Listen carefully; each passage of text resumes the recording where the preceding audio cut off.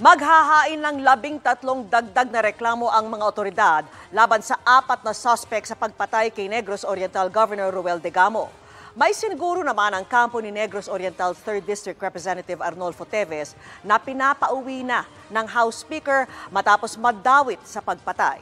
At yan po ang sanib puwersang tinutukan ni na Joseph Morong, Marisol Abduraman at Cedric Castillo. Magbabayad ang nasa likod ng pagpatay kay Negros Oriental Governor Ruel Degamo. Paniniguro yan ang itinalagang hepe ng Task Force Degamo alinsunod sa utos ng mismong Pangulo. Galit na Presidente. Give them the full force of the law.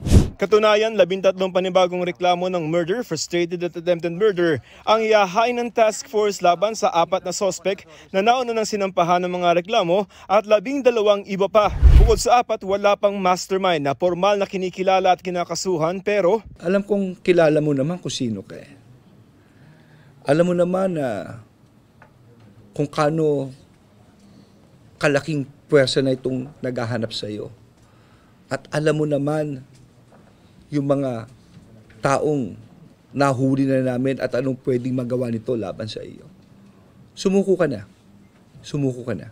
Hindi pa pinangalanan ni DILG Secretary at Task Force Degamo Head Benhur Abalos kung sino ang mastermind na tinutukoy niya. Pero papangalanan na daw ito kapag naghain na ng karagdagang mga reklamo ang Task Force. 12 naman ang iba pang sangkot na kinilala pa. Binalaan silang sumuko na. Yung nag-utos sa inyo, iba utak niyan. Baka bandang huli, papatay pa kayo. Pag-isipan nyo sarili nyo. Pag-isipan nyo pamilya nyo. Armado at mapanganib pa rin ang turing ng PNP sa mga hinahanap na suspect sa pagpatay kay Degamo. We would assume that they are armed, they are dangerous. With the recovery of 9 firearms, long firearms as of now, we presume na baka may iba pa silang mga armas na dala-dala. Karamihan sa mga tinutugis ay mga dating miyembro ng Philippine Army. Ito yung grupo ng mga na-dismiss, awol na mga army. We have been coordinating with the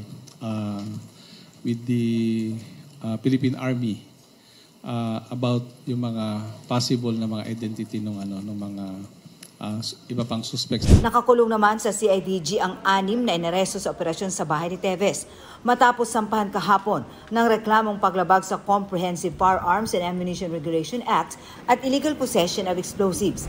Ayon sa PNP, isa sa mga na-recover na rifle ay di umano na gamit sa pagpatay kay Governor Degamo.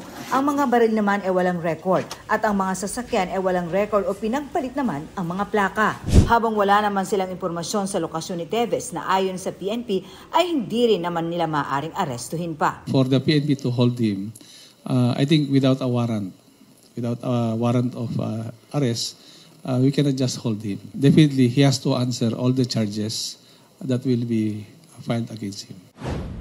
Hindi pa rin namamataan sa Kamara o sa kahit anong bahagi ng bansa si Negros Oriental 3rd District Representative Arnolfo Teves. Ang pagkakalam daw ng kanyang legal team ay nasa Amerika pa si Teves. Taliwas sa pahayag ng Justice Secretary na nasa Asya na ang kongresista. As the head of the Justice Department, mas marami siyang resources kaysa sa amin. Yes. May NBI siya, they have links with Interpol.